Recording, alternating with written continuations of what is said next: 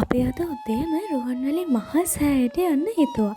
ඉතින් අපි අද ගිහිල්ලා බලද්දී රුවන්වැලි මහා සෑයේ හුණු පිරියම් කරනවා අපි අද්දී. ඉතින් මේ ඔයාලට පේන්නේ හුණු පිරියම් කරන විදිය. මං හිතන්නේ ගොඩක් අය මෙහෙම හුණු පිරියම් කරනවා ඇස් දෙකට දැකලා නැතුව ඇති. ඉතින් මමත් අද තමයි ඉස්සෙල්ලා මේක දැක්කේ.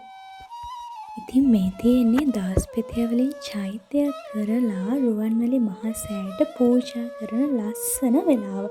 ඉතින් මේ චෛත්‍යය හරිම ලස්සනයි නේද? මෙන්න මේ විදියට තමයි හුණු කලවම් කරලා මෙතනින් අරන් ගිහිල්ලා උඩට පරිස්සමෙන් අරන් ගිහිල්ලා අපේ මහා රුවන්වැලි මහා සෑයේ හුණු පිරියම් කරන්නේ.